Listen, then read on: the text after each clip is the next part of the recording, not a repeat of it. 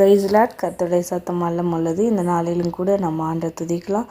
பரிசுத்தமுள்ள பிதாவே உம்மை துதிக்கிற சோத்திரிக்கிற ஆண்டவரே, இயேசுவின் நாமத்தில் அப்பா இந்த நாளிலும் கூட நிறைய எங்களோட பேசுங்க ஆண்டவரே. அப்பா எங்களுக்கு புரிகிற மாதிரி பேசுங்க அண்டே சோத்திரி, எங்களோட இருந்து எங்களை வழி நடத்தும். இயேசுவின் நாமத்தில் பிதாவே, ஆமீன். இந்த நாளில் ஏசப்பா நமக்கு கொடுக்குற வசனம் மீகா 7ஆம் அதிகாரத்தில் 15வது வசனத்தை பார்த்தீங்கன்னா, நீ எகிப்து தேசத்திலிருந்து புறப்பட்ட நாளில் நடந்தது போலவே உன்னை அதிசயங்களை காண பண்ணுவேன் அப்படின்ட்டு ஏசப்பா சொல்கிறார். அதிசயங்களை காண பண்ணுவேன். அதிசயங்களை நம்ம பார்க்கணுன்னா ஆண்டு அதுக்கு மேலே சொல்கிறார், நீ எகிப்து தேசத்திலிருந்து அப்படின்னா.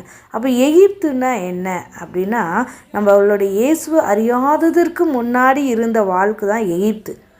அந்த எகிப்தில் நாம் எப்படி இருந்திருப்போம்னா, என்ன வேணால் செய்துக்கலாம், பொய் பேசிக்கலாம், திருடிக்கலாம், ஏமாற்றிக்கலாம், பக்தியாக இருந்துக்கலாம், எப்படி வேணாலும் இருந்திருக்கலாம், எப்படி வேணாலும் பணம் சம்பாதிக்கலாம், யாரை வேணால் கொள்ளடிக்கலாம், யாரை வேணால் ஏமாற்றலாம். அப்படி நமக்கு ஒரு கட்டுப்பாடே கிடையாது, ஒரு கட்டளை கிடையாது, ஒரு கற்பனைகள் கிடையாது, ஒரு வழி நடத்துதல் கிடையாது, ஒன்றுமே கிடையாது.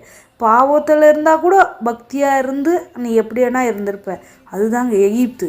ஆனால் ஏசப்பு சொல்கிறாரு, நீ எகிப்து தேசத்திலிருந்து புறப்பட்ட நாளில் நடந்தது போலவே. அப்போ ஆண்டவர் நம்மளை அங்கேருந்து கொண்டு வந்துட்டார், நடத்தி கொண்டு வந்துட்டார். இப்போது அவருடைய கற்பனைகள் கட்டளைகள் என்னென்னவோ சொல்லப்பட்டிருக்குது இல்லையா? எப்படி இருக்கணும்? உண்மையாயிரு, நீதியாயிரு, விபச்சாரம் செய்யாதிருப்பாயாக, கொலை செய்யாதிருப்பாயாக, உன் தாய் தந்தரை கனம் பண்ணுவாயாக, இன்னும் நிறைய 10 கட்டளைகளை கொடுத்துருக்கிறாரு, கற்பனைகளை கொடுத்துருக்கிறார். அப்படி நம்ம கை கொள்ளும்போது தான் அதிசயங்களை காண பண்ணுவேன் அப்படின்னு ஆண்டவர் சொல்ல. அப்போ உன்னை அதிசயங்களை காண பண்ணுவேன்னு சொன்னதுக்கு நம்ம அவருடைய கற்பனைகளையும் கட்டளைகளையும் நம்ம கைப்பிடிக்கணும்.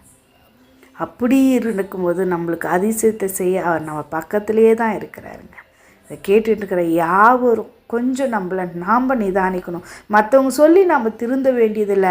வேத வசனத்தை நம்ம வாசிக்கும் போதே நான் இப்போ எப்படி இருக்கிறேன், ஏசப்பா சொல்கிறாரு, எகிப்தை விட்டுட்டு நான் வந்துட்டேன், ஆனால் எகிப்திலே இன்னும் அந்த வாழ்க்கை அப்படியே தொடர்ந்து வருதா, இல்லை அதையெல்லாம் நான் அப்புறப்படுத்திட்டு ஆண்டோடைய கற்பனை கட்டளைகளுக்குள்ளே வந்துட்டேன்னா, ஏன் எனக்கு ஒரு அதிசயம் நடக்கலை, ஏன் ஒரு அற்புதம் நடக்கலை, ஏன் என் வாழ்க்கையில் ஒரு மாற்றம் வரலை, ஏன் என்னுடைய சூழ்நிலைகள் மாறாமல் இருக்கிறதுக்கு காரணம் நான் மாத்திரம்தானே தவிர என்னை சுற்றில் இருக்கிற காரியங்களோ இல்லை, மனிதர்களோ இல்லை, வேறு தேவனும் தெய்வமும் கிடையாது, நான் தான் அப்படிங்கிறத நீங்கள் உணர்ந்து எகிப்தை விட்டுடுங்க.